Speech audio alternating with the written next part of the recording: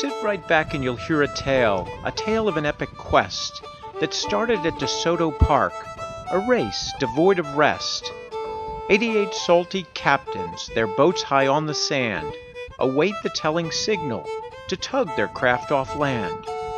By paddle, sail, and oar, they'll slice through Tampa Bay, heading for Key Largo, 300 miles away. 300 miles? 300 miles? What are you, insane? To go that far without a prop suggests a lack of brain. This is a race, a test of strength, a challenge for the mind, not some cushy pleasure cruise of the carnival kind. To push beyond their limits is what they've come to do, to try their skill and strength against all that may ensue. What is it that brings you to this? Just the challenge and the camaraderie and the people, and it's just, this is a different breed of cat. I've been racing sailboats ever since I was a little kid, and I've done offshore stuff, I've done around the buoys, I've sailed everything that known to man. And when I read about this a couple of years ago, I said, that's the next challenge.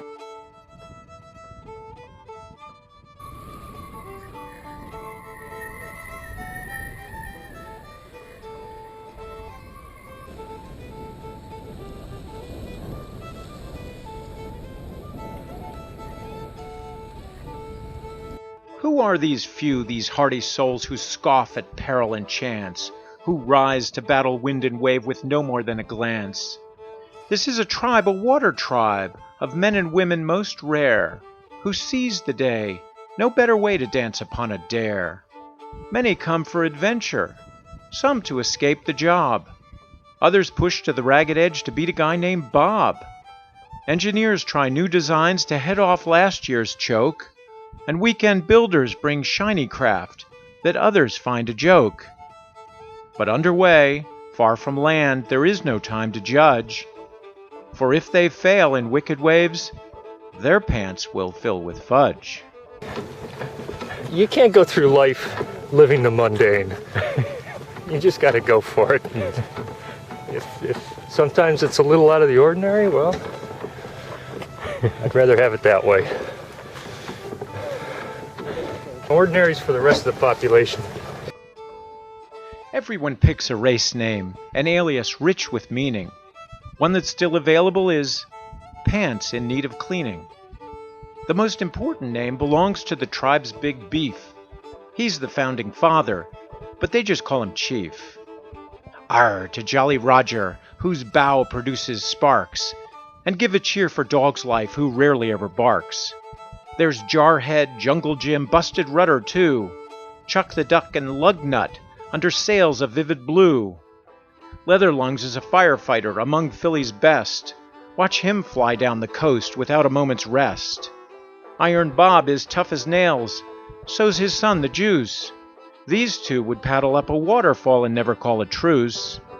Clam Counter, never a name so odd. Either he's a CPA or he needs a brand new job. Makatawa brought his dad, a pastor from New Jersey. Ben handles navigation, while his father prays for mercy. Needing Water is a doctor for cats who paddles just for kicks. When he gets hungry on the course, his choice, Meow Mix. Penguin Man, oh Penguin Man, where is your tuxedo? Slicing through those crashing waves, you look like a torpedo. Kayak Man 7 is an unusual name, a mystery in the tribal mix. If he's number 7, where are 1 through 6? Oh, Bruni is an African name from far across Atlantic water. He thinks it means handsome foreigner, but it really means marry my daughter. Can't find my boat! How's that go? Meow, meow, meow, meow, meow, meow, meow, meow. Meow, meow, meow, meow, meow, meow, meow.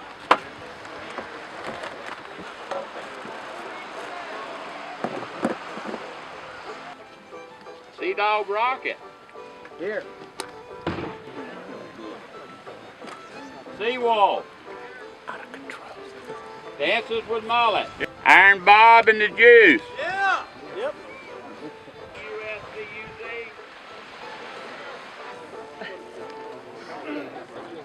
I don't know. So you ready? I'm ready. Yeah. Ready. So you guys, have fun, you seems like you want to go fast this year. We want to go fast. Our goal is to keep up with SOS and Dances with Sandy Bottom. I think they're the boat that's going to set the pace. If we're fortunate, we'll be able to keep up close to them. You know, you wake up on a day when it's supposed to be blowing at 25 and it's dead calm. I think today's a spectacular day to go paddling. This is my 7th time. Loving every minute of it. I usually get the collie wobbles about an hour beforehand. How do you feel? Oh, good. Very good. Yeah? Super stoked. Yeah.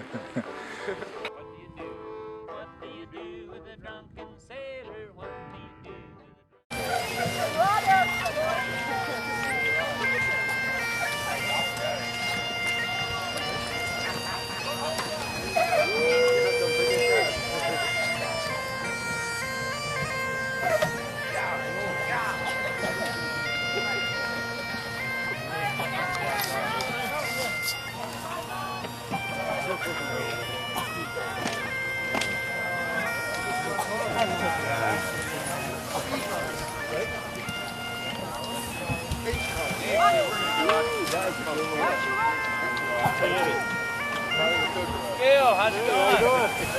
Oh, Roy, you running? How's it feel?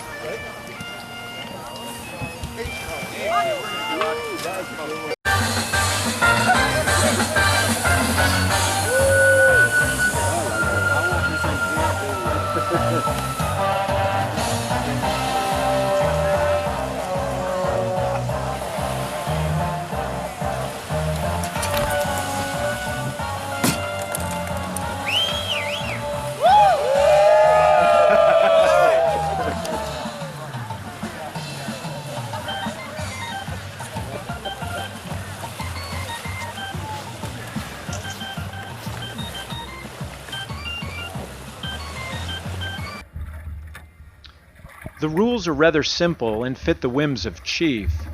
The first is to remain alive and spare your family grief. The second rule is also key. The race runs round the clock. Just keep moving forward. Resist the urge to dock. No tows, no rides, no motors to speed you to the end. Wind and human power shall be your only friend. Some will run all night, forgoing food and sleep, while others look for every chance to nap in a soggy heap. Along the way are checkpoints to sign a log 3 times, then back out on the water toward dark and distant climes. The goal could not be clearer, the task at hand but one. Get your boat to Largo faster than the sun. This is Dog's Life. We've just left the start of the 2013 Everglades Challenge. Right now the wind is kind of beautiful, coming from the north. It is supposed to change. A lot of sailboats heading for the outside route. First I was going to take the inside, but I just could not resist it. So I'm going to go outside.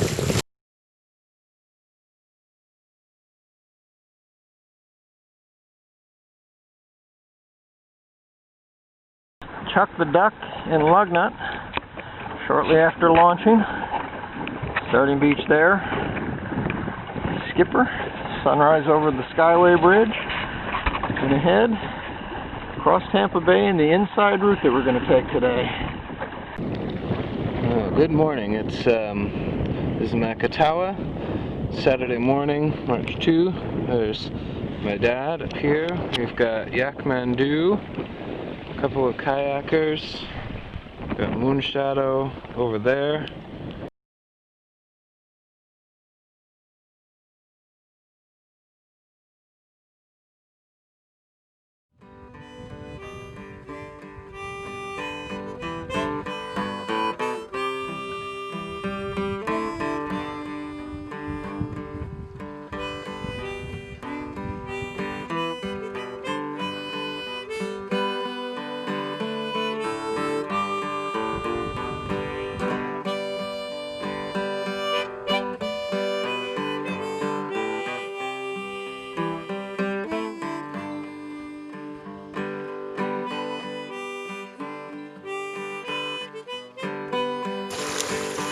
Tough part right here, getting through this.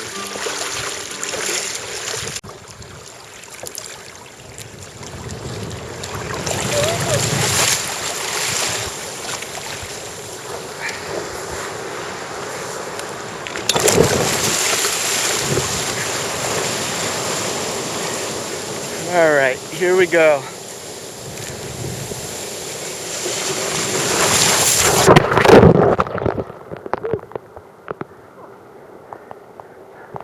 Keep going, keep going, keep going.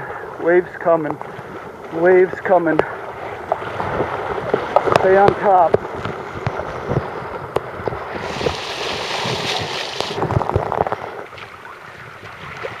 Some people pay money to ride rides at the amusement park. I just joined the water tribe.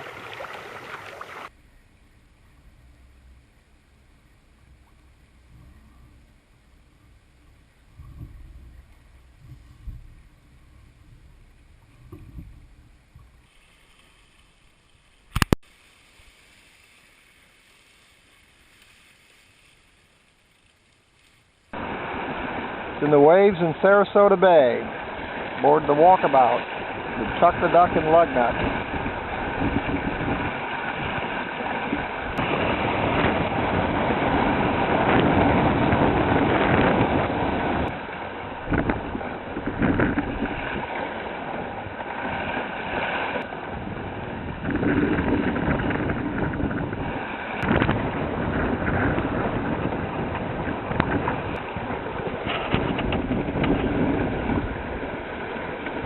Just pegged 8 knots on the GPS.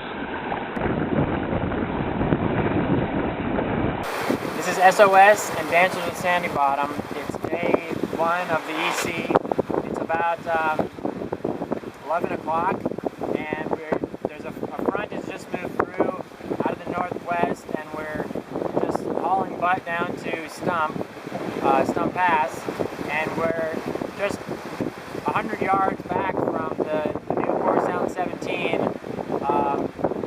and we're chasing them downwind. We also took a wave over the side, and I dented the tiller, I landed on it, and we filled the whole cockpit up with water. And here's our competition up ahead. Zoom in on them a little bit. There they are, wing on wing. And we're flying along here about 8 knots.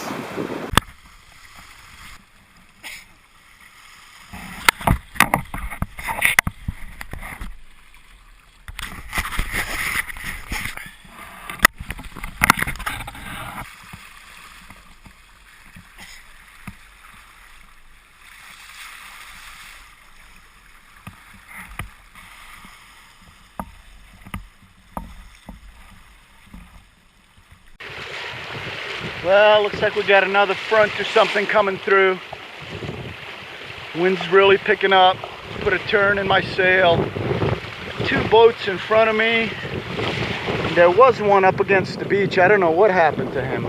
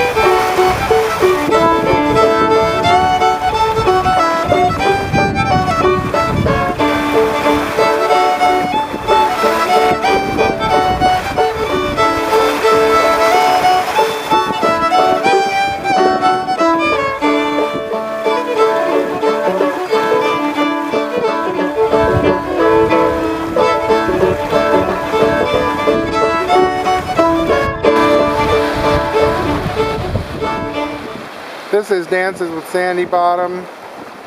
We're out here racing to checkpoint 1 with the Core Sound 17. Core Sound 17 is doing really well. Here they are right next to us.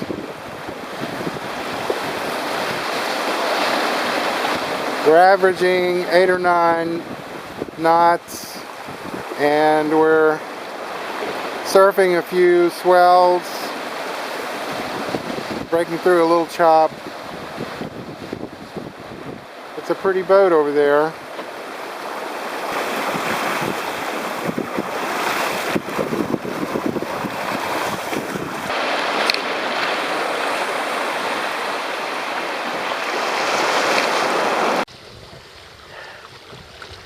Boy, and the weather started getting rough.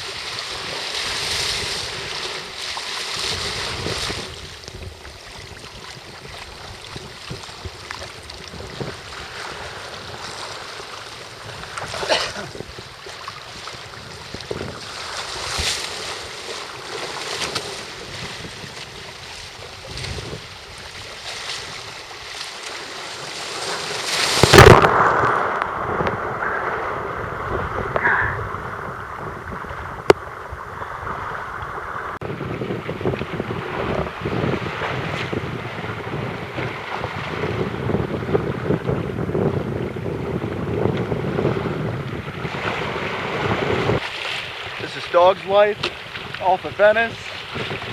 It's 2:22. Doing pretty good time, trying to make stump pass in daylight.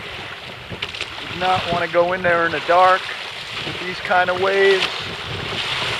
Just got passed by a couple of huge waves. I was looking up at those.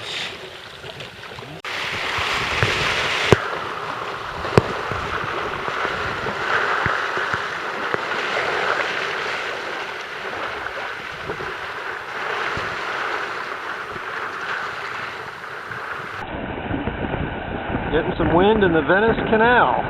That? There it is. Yeah. Sailing with leather lines.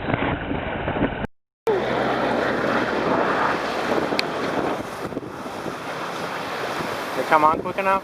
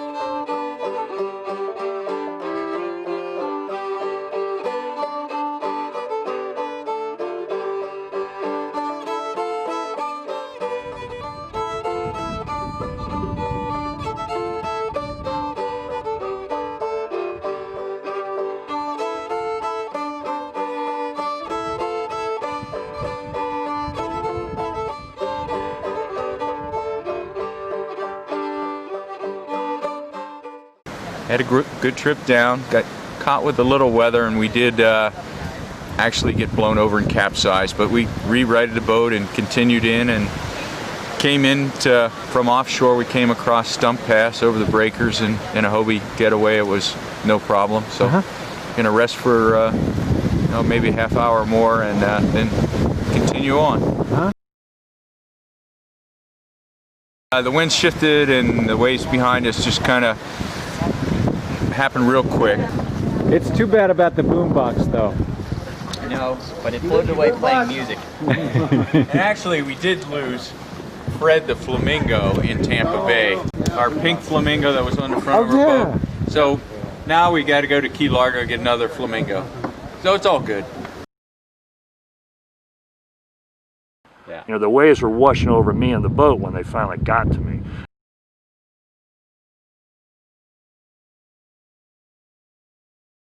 It sounded like I hit a crab trap or something and didn't pay much mind to it. And I'm doing 10, 12, 13 knots, going really pretty fast. And all of a sudden the boat turned hard right, turned over. In the quick, violent turnover, I got tangled up a bunch of lines on the boat. They told us we had to wear a vest with a sheath knife in the front. I thought, poo-hoo, you don't need that. That's a bunch of nonsense. Well, as it turned out, if I had not followed that safety rule, I would have not been able to get myself free. But by this time the boat's over, I don't realize that the hull's compromised. I still think I can right the boat. So at the righting pole, normally I can pop it right back up, it won't go up. And the boat now is completely down with just the port hull is only exposed about 1.5 feet above the water line. Everything else is on the water. The boat's adrift somewhere out there. I had some friends of mine go out yesterday and do an extensive search of the area. We weren't able to locate it. Your gear, I mean, all your gear is on the boat. It's just stuff. At some point you say, man, I don't care about that gear, man. Just get my happy ass off this boat, man. Now, if you weren't in the dry suit, 2 hours... I couldn't have done it. There's no question about it. If I had not had the safety stuff that they required for this challenge, I would not be standing here today. I'm about 3 miles from Stump Pass. I have to come in pretty close to the shore here to make the pass. I'm having a tough time maintaining the boat.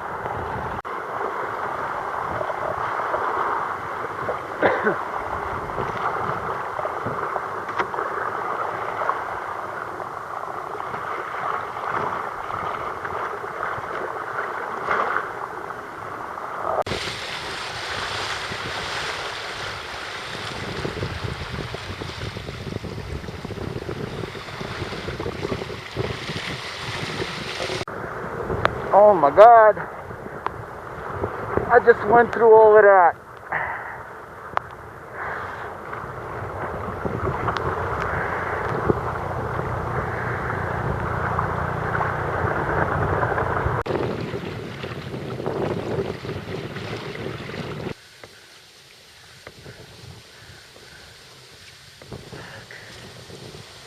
You went outside? Yeah, I did. What's it like?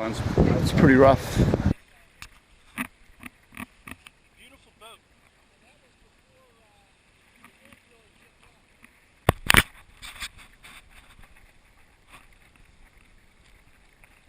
I was so happy to get under that bridge in Sarasota.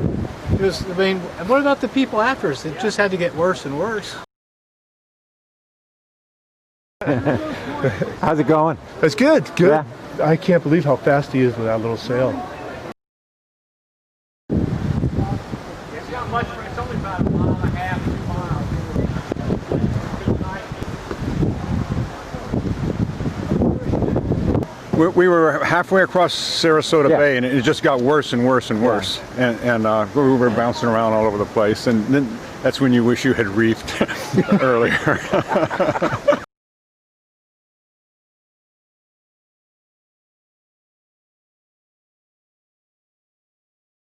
Oh man, I gotta see if I can unfold my legs.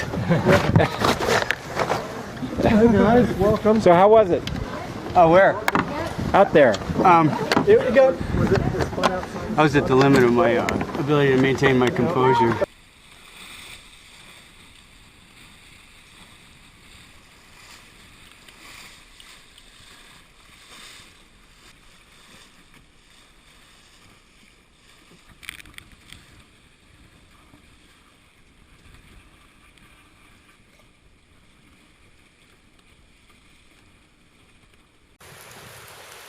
This is Dog's Life. It's 6 o'clock in the morning. I slept on a little beach over by Cayo Costa. Very cold, got down to 48 degrees. Wind was blowing, shifted over to the east. I thought I was safe behind a little mangrove. But the wind shifted over from north to east, and I got battered by the winds all night. It rained and poured. It has stopped this morning. Looked up my Weather Channel app, and it said the wind chill factor was like 22 degrees. This morning, I broke into my survival kit, first time, and got my Mylar blanket out and fashioned a jacket.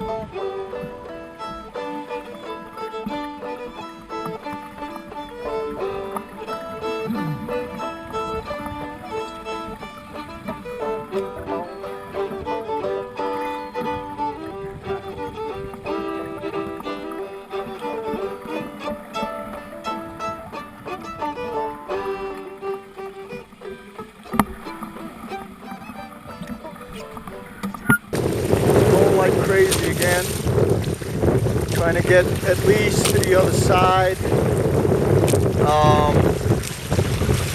The fetch is coming directly from north, west of Pine Island. Just left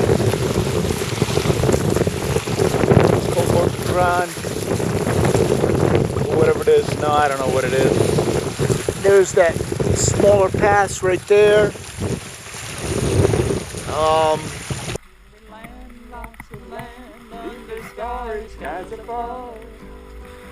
Don't fence me in. Let me ride the wide open country that I love. Don't fence me in. I want to ride to the ridge where the west commences. Gaze at the moon till I lose my senses. I can't look at hobbles and I can't stand fences. Don't fence me in, just turn me loose. Till I see the moon on my coyote. Let me wander on till I see the mountain high. I want to ride to the ridge where the west commences. Gaze at the moon till I lose my senses. I can't look at hobbles and I can't stand fences. Don't fence me in.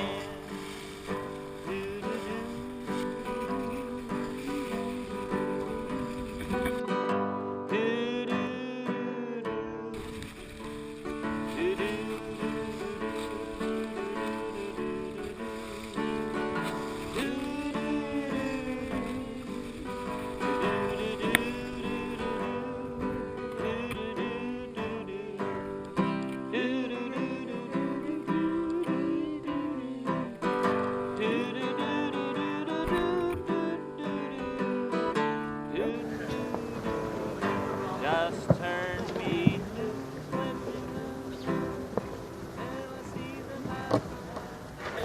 They should call me Busted Rudder.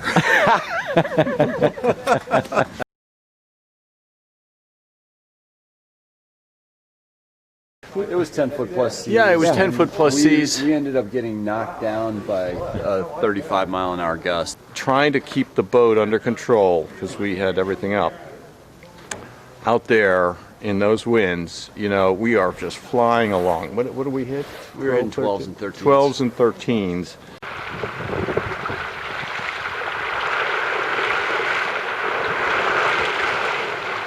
Once the rudder blew out, we said, okay, we got to survive. We got to get to shore. The boat was still steerable.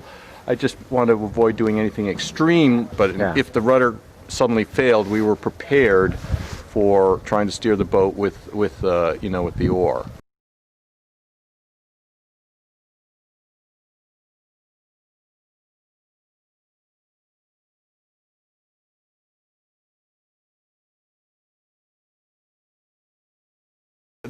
This rudder is probably fit for, you know, inshore, but the idea of being off the Everglades and having it blow out that's a nightmare. At the start, you guys are saying, "Oh, we got this new bulletproof rudder." Oh rudder. Yeah, right. Well, it's only as good as the weakest bolt, as we have found out now a couple of times. This is my pride and joy. Rocking Baby. Her name is Rocking Baby. Rocking Baby. Yes, the name created, invented by my grandson, the youngest grandson. It took him no time. Rocking Baby. He looked at the shape of the boat. Oh, yes. It's Rocking Baby. I have survived. I guess I was blessed with favorable conditions, and I was simply chasing the other guys on kayaks and paddle boards. I thought if they can make it, then I surely should be able to do so.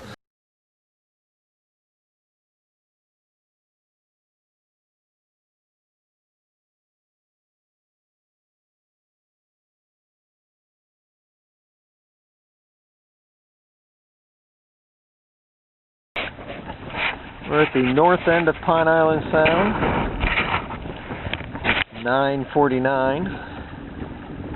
We got underway about 7 this morning on the other side of Boca Grande Inlet, where we had to spend the night. We left checkpoint 1, and instead of the northwest 20-mile-an-hour winds they projected, we had a dead flat calm.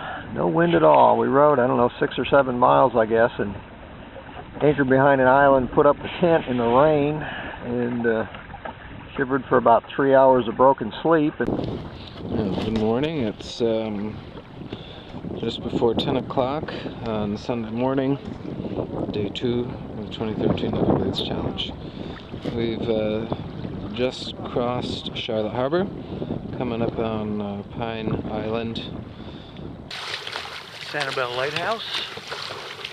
Looks like I had a... How's it going? Good. Yeah. We'll see what the waves are like out there once we clear this point.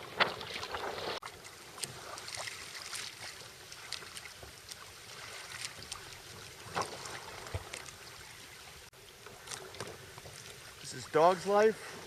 Bad hair day. Had my hat on. Just past Sanibel Lighthouse. Heading into the Gulf of Mexico. Next stop, Marco.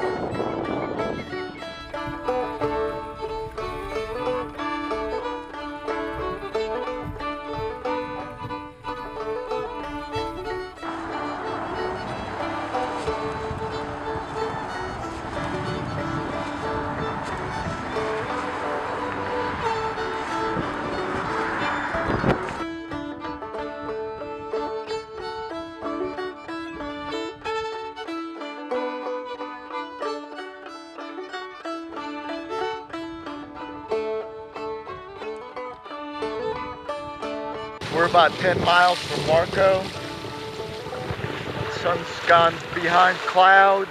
The wind has picked up again.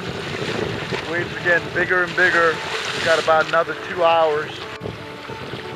And we're coming into Big Marco Pass.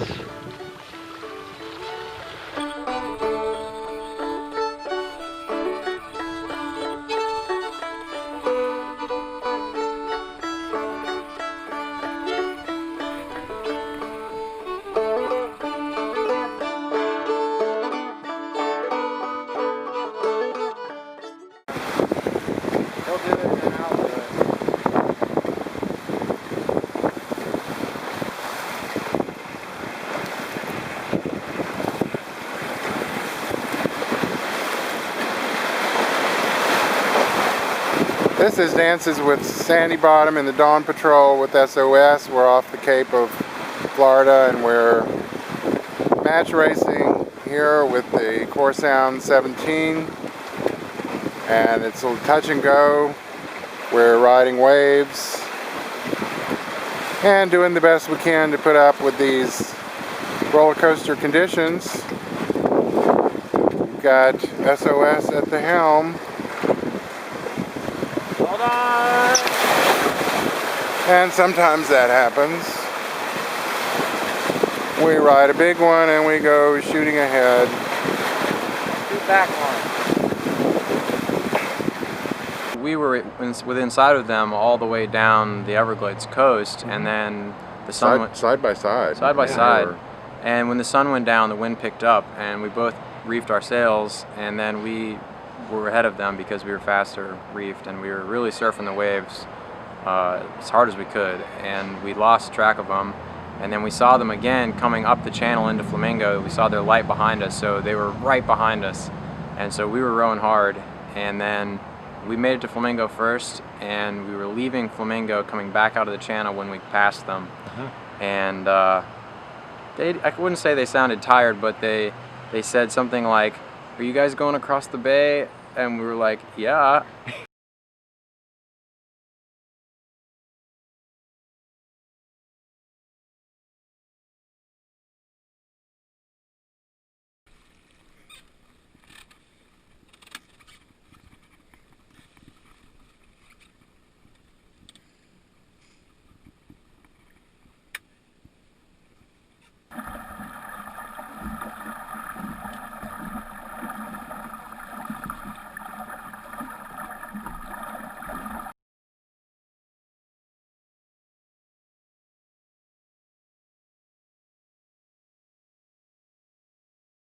It was dark.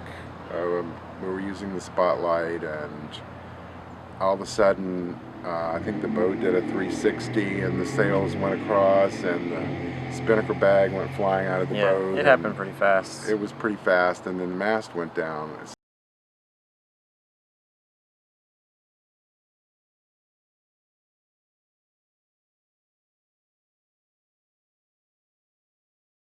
We picked up the pieces and stowed away everything, and we were able to sail in on just the mizzen.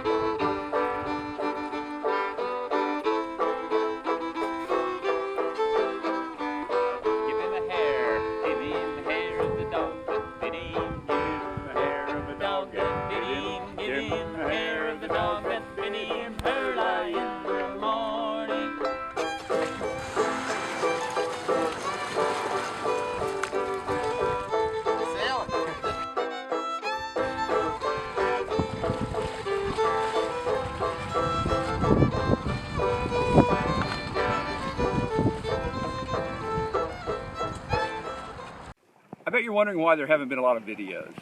Let me tell you, it's been blowing like stink out of the northwest, and the Sea Patrol doesn't like that. Day one, going down Sarasota Bay, big breeze with Bill Fight, Jarhead. He gave us a lesson in how to sail downwind. He single-handed kicked our butts. And then there was yesterday. We exited, where did we exit? We exited the base of Sanibel Island. It's not a lot of breeze. Then we go into Casambas. As we go to Casambas, it starts blowing. It starts blowing harder and harder and harder. And then we go to Casambas, and really, Casambas is not that well marked pass, and there's big breakers and giant condos. And so then we go in there, and of course, big sigh of release, and you go, there's not a bit of wind. The current's running 3 knots of wind against you. We're going to go right back. We're going to back right under the breaking waves we just came through if we aren't careful. So we row. I hate rowing. You know that. So we wind our way through Casambas Pass and out. This is going to be cool. Starts blowing hard out of the northwest again. Really hard. Really hard. So ultimately, having learned some things, we basically reefed the mizzen. The mizzen's gone, furled like you're going to be at the dock. The main has got about a third of it out, maybe. At which point it really started blowing. We hit 10-1 with that main up. Last night I thought I was going to freaking die, literally. And so did Luke. I did. He did. We hadn't had enough sleep. We hadn't had proper nourishment. Not a good thing. But we came through it, and we went really, really, really fast. We've heard about the mud in Chokoloskee, but we never experienced the mud in Chokoloskee. You hop off the boat, you immediately go knee deep. Then if you squirm, it's thigh deep. So we're like, oh, we've got mudders. Well, let me tell you, the mudders are not up to the task for Chokoloskee mud. They're good for like New England mud or something. Different kind of mud entirely. This is an adventure race. We've had enough adventure at this point. We'd like a little race. Maybe no race, just no more adventure. How about that? Yeah. Luke, you have any I just want to get to Key Largo. I just want to get to Key Largo. Me too, man. We're way behind schedule now because it's cutting into my time on the beach with a rum drink in my hands. That's all I can say.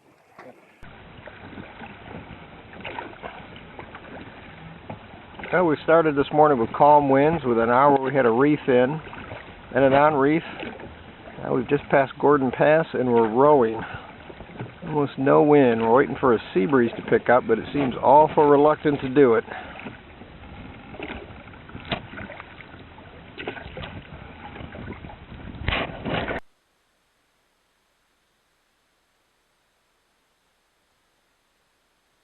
So I like the touch here. You got your shrimp with rice, and you got your bacon. And a couple Cuban sandwiches to go. Yeah, so this is like shrimp with a bacon chaser. Yeah.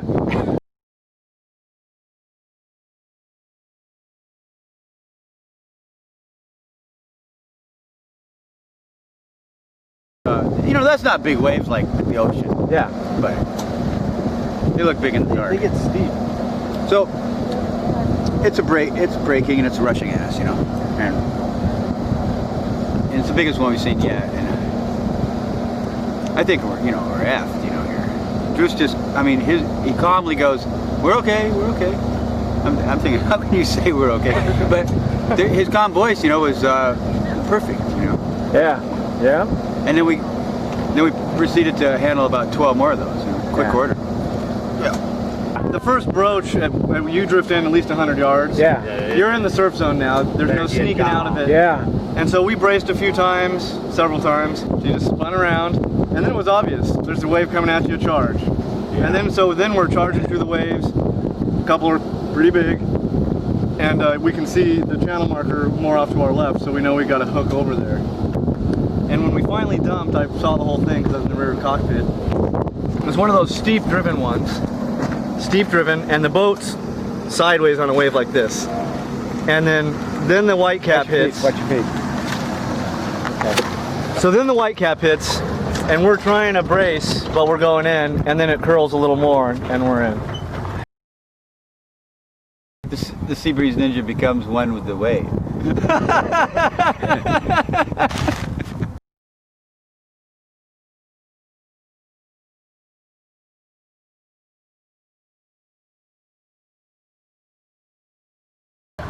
Oh, it was dark, yeah. It was about 10 o'clock last night. 10 o'clock last night. And really rough, very heavy seas. And where? Wind was blowing out of the northwest.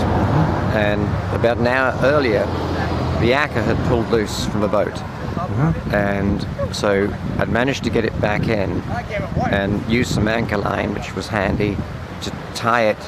We immediately headed to Gordon's Pass between Cowaden Island and Naples.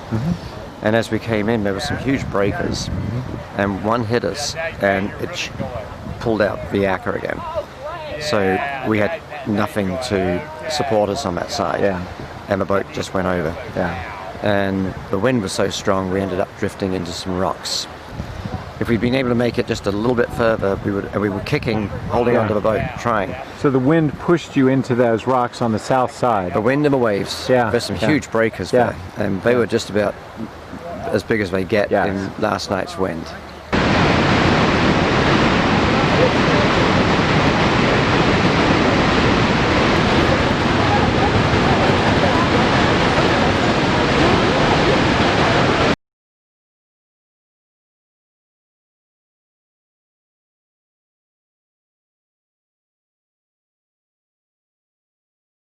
When you knock on the door of a $63 million home, they call the sheriff.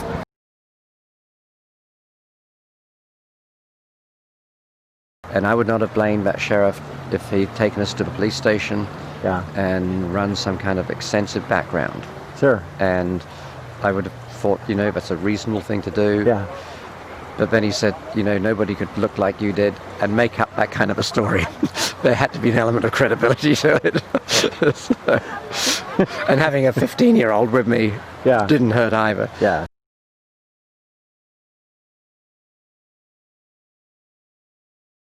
He stayed with us the whole time. Yeah. We had breakfast together this morning, and the manager of the hotel knew the manager of the IHOP across the parking lot, and he called her and said, "This guy's okay." And so it just all came together. By the way, these are some of Dave's clothes. Yeah. Because the ones I got from Walmart got wiped, got soaked with a spray coming over the rocks as we tried to get the boat off. So you went back out to try to retrieve the boat, or parts of the boat. And as many bags as I could find. Yeah. So you got some gear back? Very little. He picked us up at the hotel. He took us there the night before and had breakfast with us this morning. He said, "Yeah, I saw it. It's right there where you said it was." And I said, "Yeah, I want to look at it and see if we can't get back in." Because even if the armors weren't there, the armors, the arcers all busted, wouldn't matter because you can still pedal it. Yeah. And I've done that before. Yeah. No sail at all. Yeah. So after spending, 6 hours, 5 hours maybe of some sleep, you wake up in the morning and you're thinking, how can I continue this trip? Yeah.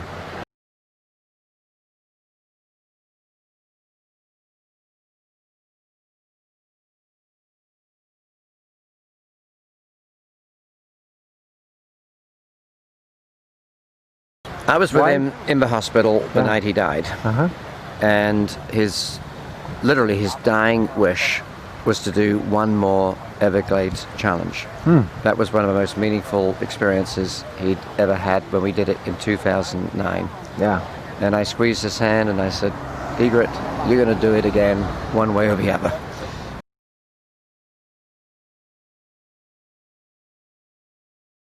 He's here on this Everglades challenge.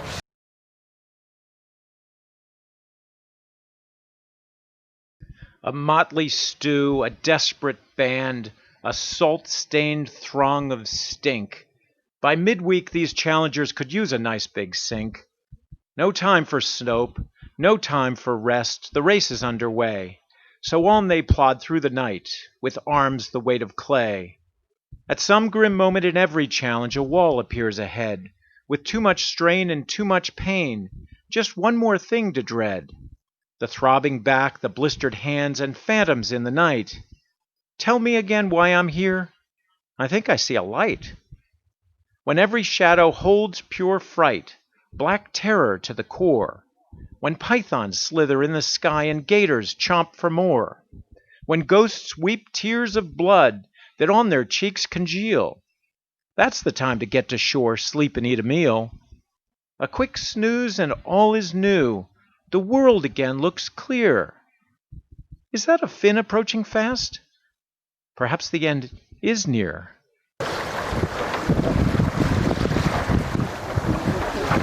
That was scary last night. It was kind of ugly. What time were you coming in? What time? Let me see that.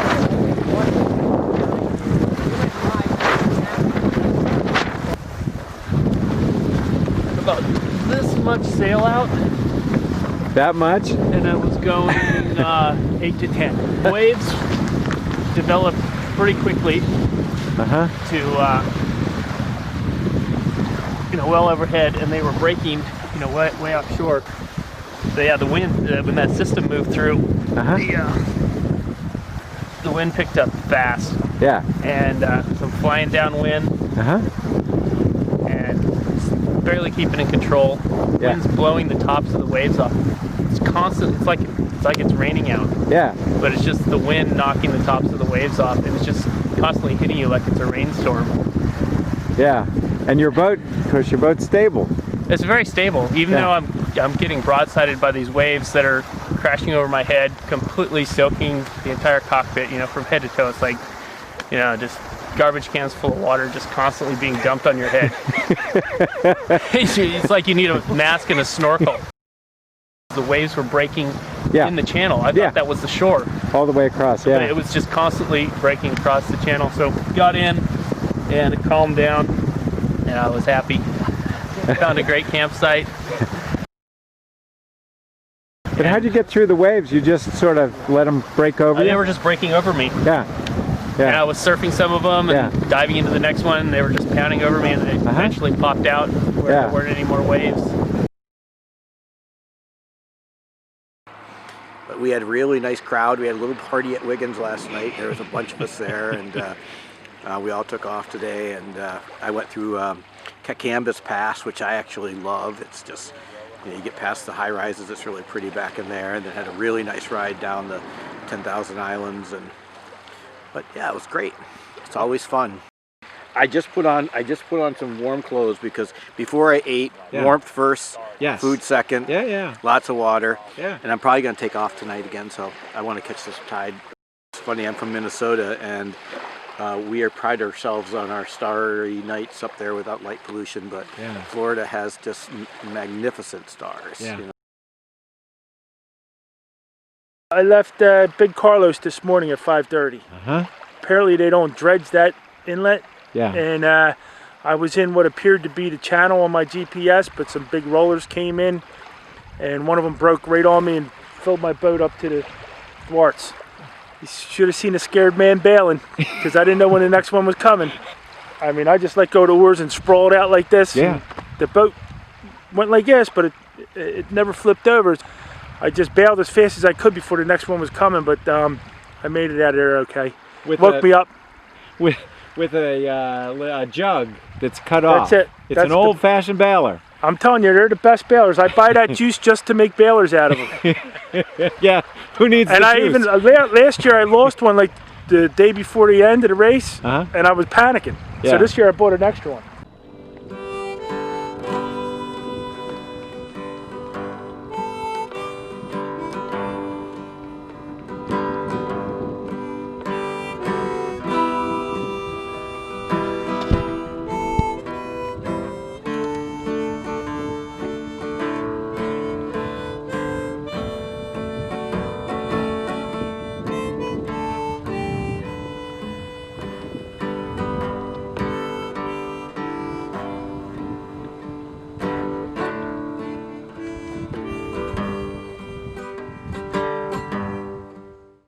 Good winds, and it's quick. It's quick. The first portion of it was the fastest I've ever done it in. I'm getting just blown down the coast. This is my 10th EC. Why do you do this year after year after year? Look at these faces and look at these people and look at the ages and look at the diversity, and not one of them is crying. They are all have this big grin on their face in the hardest conditions. You know, these are people that I just want to see every year. I have so much fun with them. I want to be them, you know? So I do it for the people, and I do it for the challenge and the adventure.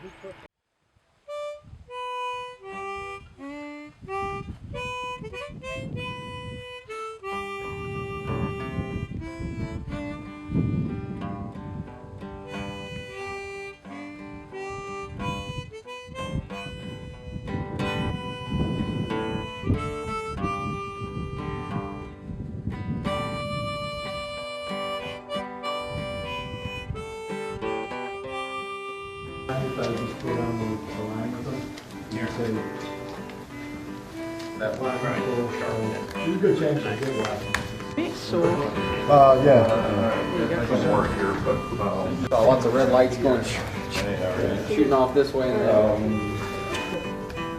Oh, okay, so Oyster Bay is open tonight? It's been amazing having these northerly winds all the way through. I've been averaging about 4.2 knots and have managed to get everywhere before daylight. Checkpoint 1, Wiggins Pass, and here now at Everglades City last night, just before, about half an hour before dark. Spoke with the rangers, said I was a little bit ahead of schedule, nowhere to sleep, and they said, first thing they said was, "Oh, you're a water tribe, aren't you?" And I said, "Is it the hair?"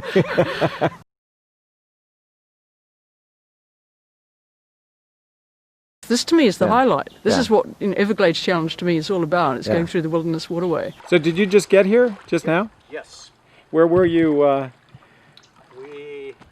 Last time we slept was on Picnic Island by Sanibel. Uh-huh. Really? Yeah. Wow.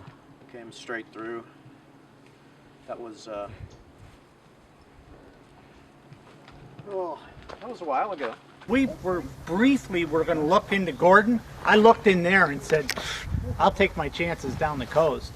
I went across it to look down the inlet, the pass, and when I did, these huge breakers start coming right over me. Yeah. Just swamped me. This is Neki Luksha, and I built the Yamas and the Yakas and the saddle for it, and I run 2 sails. I can run them independently. I can drop either sail, or this pulls out and lays down on deck. So it's quick. What possesses a person to do this, to enter a challenge like this? I did the Missouri 340 last year, and it's a that's just determination. It's just, there's no navigation. Weather really isn't a big problem. It's just put your head down and go. And this one, there is a lot more to it. It's the navigation and different routes and looking at the weather, and it changes, seems like day to day. So that really is the fun part. I don't think people realize it's not just getting in your boat and paddling, it's working through all the challenges that appear along the way. I'm Passaic Paddler, and that's after my home river around Paterson, New Jersey is the Passaic River.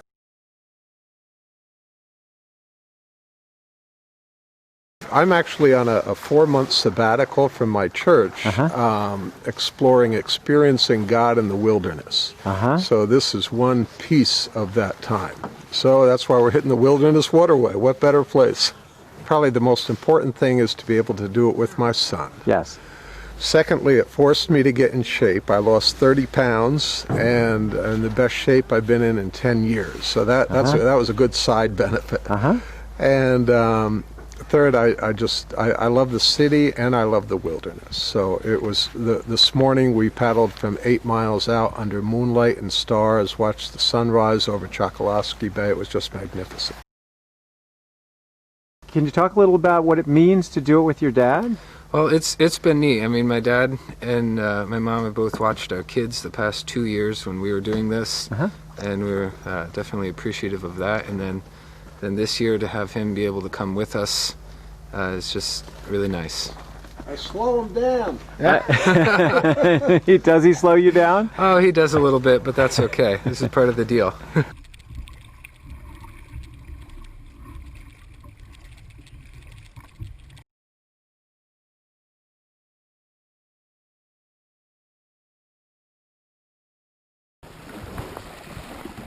My Panther Key campmates.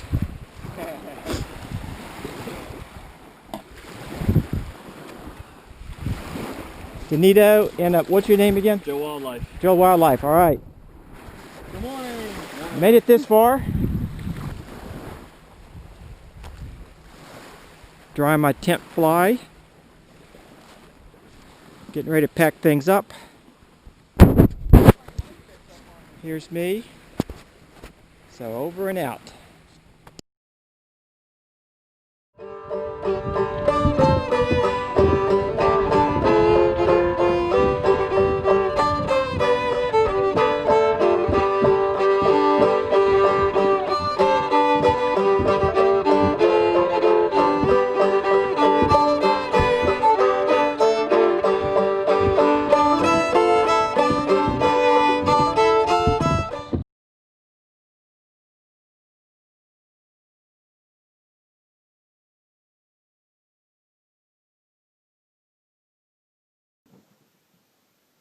Okay, we are now entering the nightmare.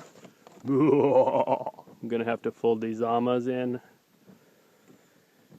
and hopefully it's high tide, so hopefully I'll be able to make it through.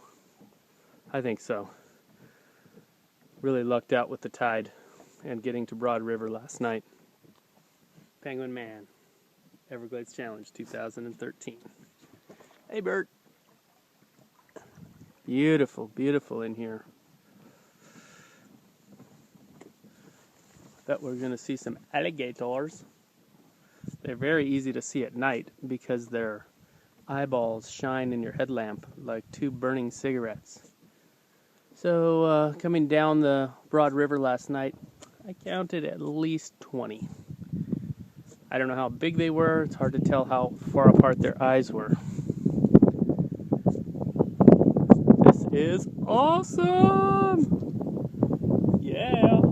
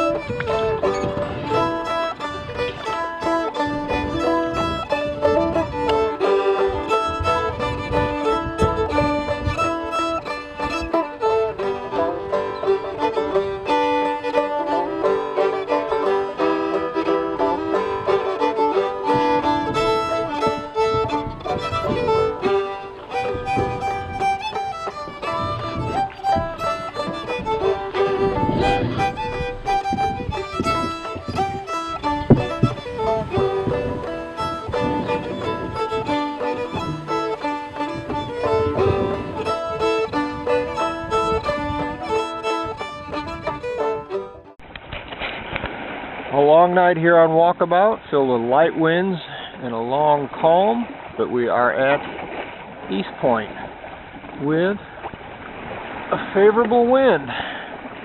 The last of the stars have cleared off. There's our moon.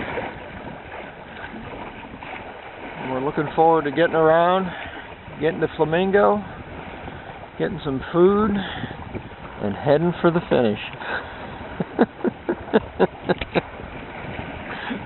Our fearless captain.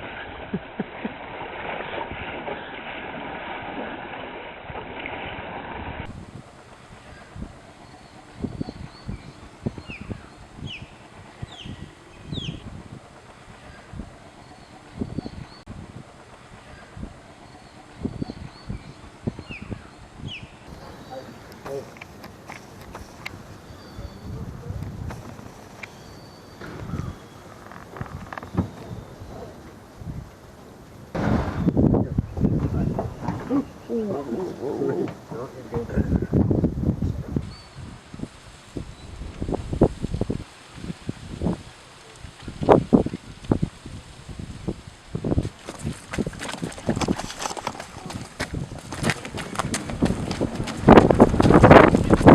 you go.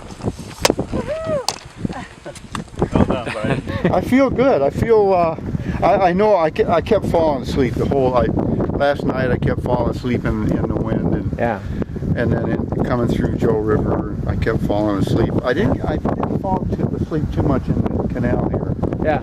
But in Joe River I was falling asleep all the time, and last night I'd wake up and the boat would be going the exact opposite way it should. Whoa, turn around, go.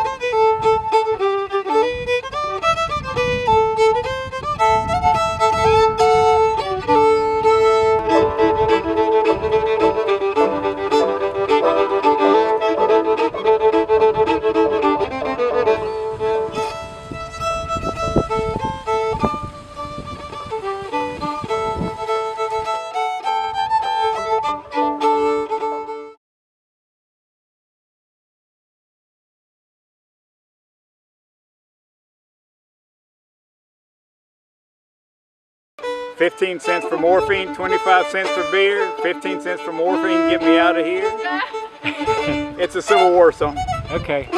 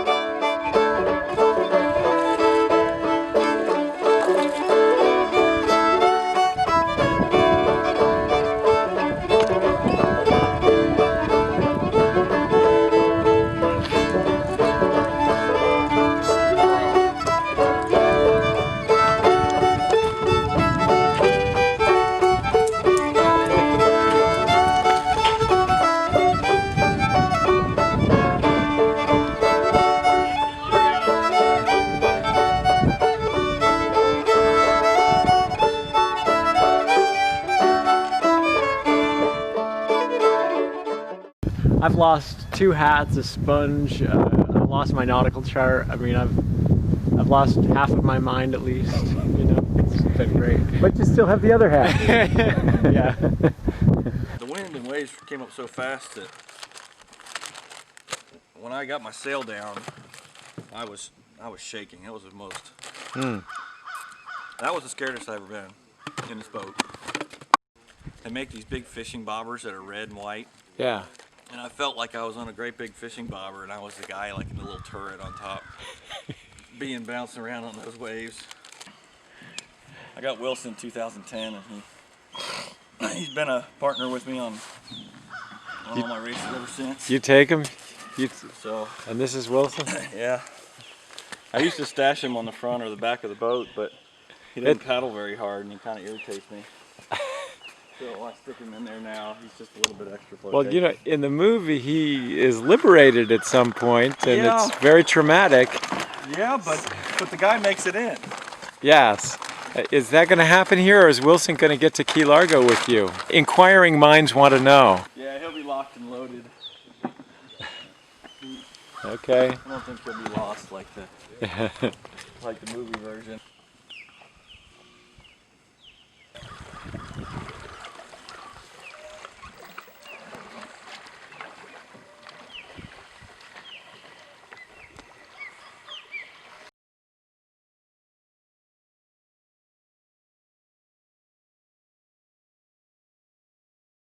The night?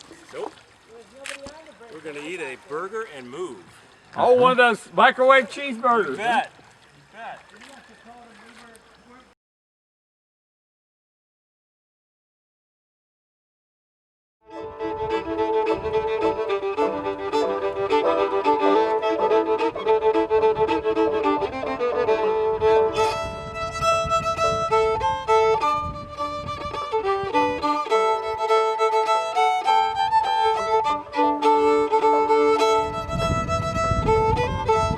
We do nothing but talk about these burgers for the 5 or so days coming down here. Really? Yeah, it's just They're good?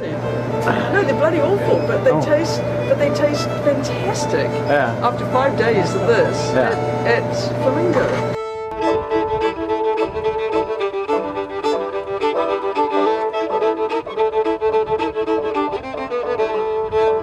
Only at Flamingo would one eat this. And you'll follow it up with a Dove bar, won't you? Yeah, I don't know.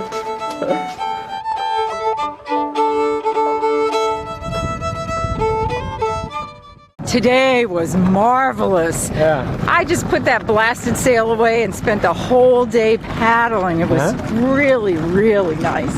Right now, my plan is to get as many burgers, microwave burgers from the marina as I can, because I've been thinking about that for hours. Wow. And I'm going to take a nap and maybe leave 10, 11 o'clock. And I'm thinking I might go through the night. How do you get there? Well, you don't need a GPS for it here. You go out to this red thing out there. They got a red post out there. Turn left. Yeah. And go that way. Lots of land under starry skies above. Don't fence me in. Let me ride the wide open country that I love. Don't fence me in. I want to ride to the ridge where the west commences. Gaze at the moon till I lose my senses. I can't look at hobbles and I can't stand fences. Don't fence me in, just turn me loose. Let me ramble till I see the mountain rise. On my cayuse, let me wander over yonder till I see the mountains high, high. I want to ride to the ridge where the west commences. Gaze at the moon till I lose my senses. I can't look at hobbles and I can't stand fences. Don't fence me in. I think there might be trash inside the bathroom, but I'll come back. I'm going to see those guys off. I'll come back and talk to you. Okay? Good to see you here. And you're going to get a little rest before you start over? I did. Oh, okay. Laying on the bathroom floor for an hour and a half.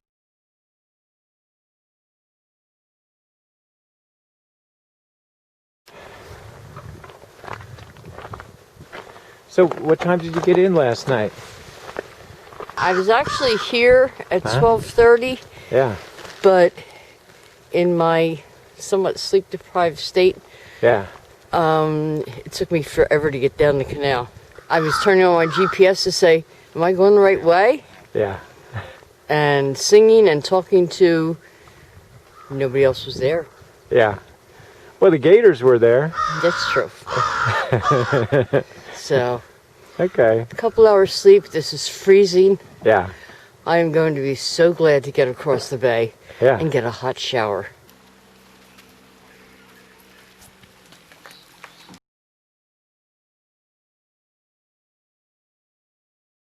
Charging along, the wind was just cranking, it was perfect, making good time. Bam! My rudder breaks again. So this is number 4 since Saturday. I have 1 pin left. So when my rudder went, I swung around like this to see what happened, and my chart kit slipped off my lap. And that was the very next thing. I see it right there, but it's just too far to get. And I'm trying to turn my boat around with no rudder, using a paddle, full sail on. It's blowing maybe 20. You know, I couldn't get my charts. Oh, man. Anyway, lots of screaming, lots of yelling, lots of frustration, but, you know. Sounds like fun. It was fun. And then after, you know, it's that kind of thing where after it's over and you're actually sailing and you're looking behind and you're going, well, actually, that was kind of okay. That's kind of why I was here. Virgil said, for afterwards, they find pleasure in their pain when they have wandered long and suffered hard. I need that on a bumper sticker. I think that's awesome.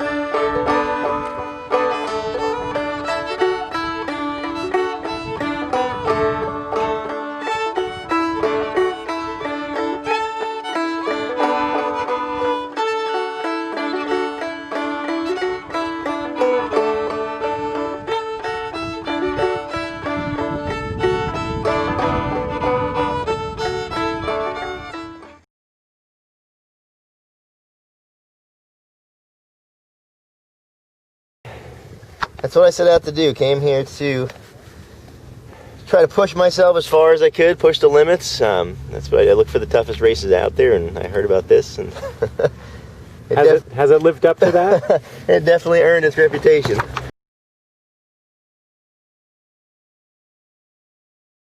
I've never experienced anything like this, and I just been shaking my head a lot.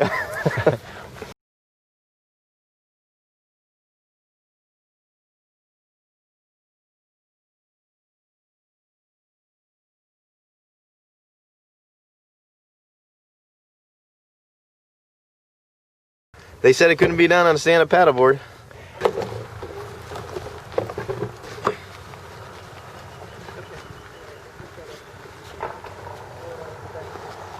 I fell asleep. I tied off at a marina, at Rose Marina, and went up and slept in the parking lot a bit.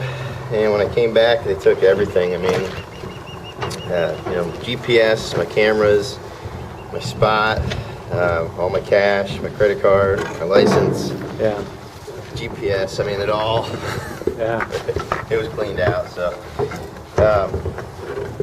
yeah, kind of sucked.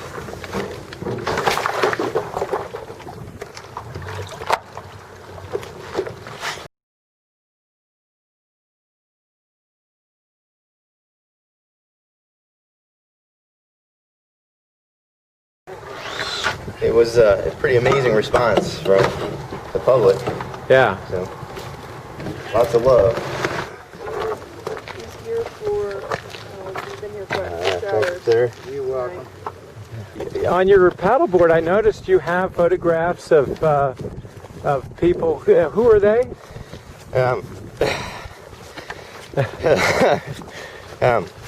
I always put pictures of my kids. Just because it's emotional, just because, man, it's my family means so much. So when I'm hurt or when I'm down, I look at their pictures, and it's just, that's what gets me through this. You know, my wife and kids mean everything. And what's their names? My son is Luke, he's 3. My daughter is Tess, she's 10 months, and my wife is Elissa. So, And they're home in St. Louis? Yep, they're all waiting.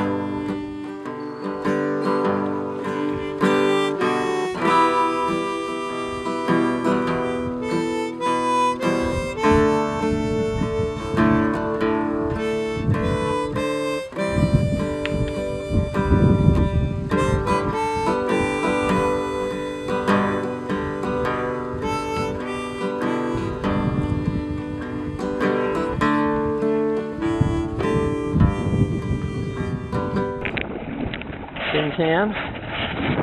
This is the channel, and you can see the bottom.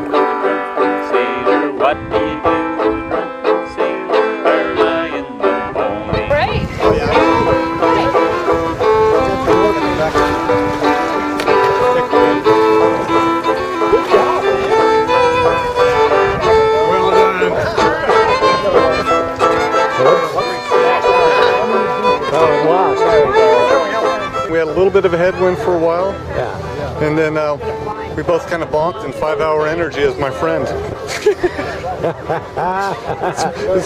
it was my happy juice.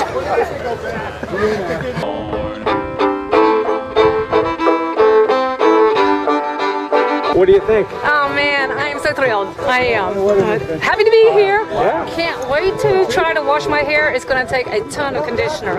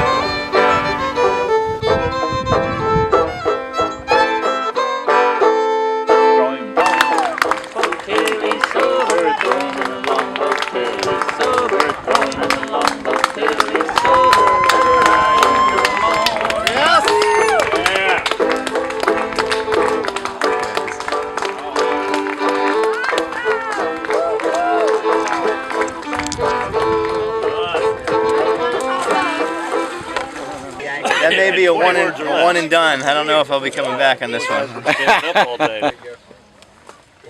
that's what that spot thing is for. Don't worry.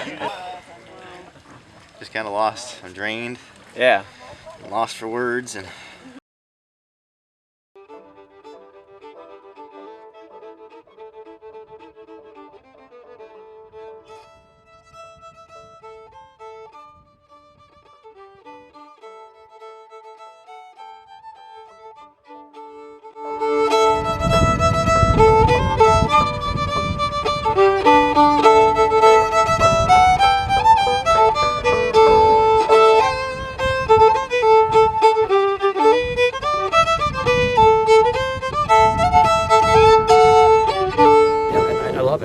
Absolutely love it, and I think it makes me better for the rest of the year.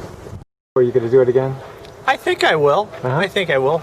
It's just fun to see all the innovation. The Hobie gentleman was here, and he says he goes to the Paris Boat Show to get ideas. He says he sees more innovation here than he does at the big boat shows. People, like me, we sit in our garage and stare at our boat for a year and think about what you can do to it. And I think that's the fun. You build something, you work on it, and then you come out and test it. The sense of setting something really, setting a bar really high for yourself and then getting there. That sense of accomplishment that comes only from mental and physical exertion, doing something that very few people do, and doing it well. Particularly folks like Alexo here, who did it very well. And you. Yeah, but so, and then there's always these niggling thoughts that say, I could have done this or I could have done that, and I'd have finished a day ahead of time or a half a day earlier, and maybe that's what keeps you coming back, is that insanity that, the physical exhaustion, the sore fingers, all of that fades into the background, and what you remember and keep fresh is, man, it felt great. I'm glad I did it.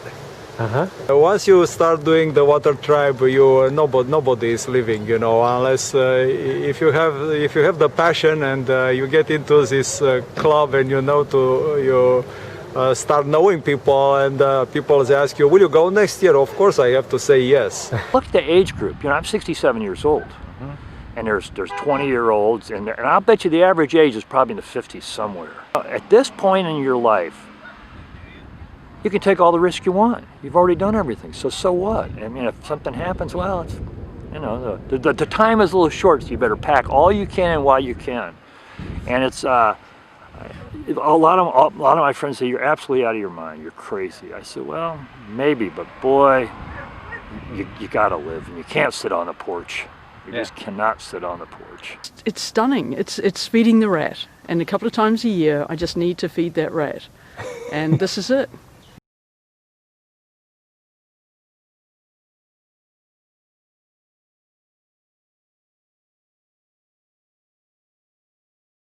Impossible, the doubters say, the cowards and critics too. It can't be done. Why even try? You'll end in a shark's big chew. Drop out, the voices call, seductive and so sure. If you stay for one more day, your prospects are manure. But these few hear a better song. They see a different way. To stop now would just be wrong amid the longest day. They push, they pull through searing pain to reach Key Largo's shore. Their names should live in stone for what they will endure. This is a tale not just of strength or endurance or grit or speed. It is the story of a challenge sure, where everyone succeeds. At some weird point in darkest night, something wondrous takes hold. The burden grows strangely light, the water not so cold.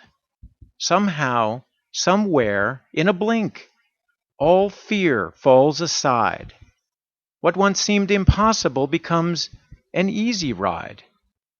In that they are more alive, in ways we'll never know. But trust me now, that's the prize, and the very best reason to go.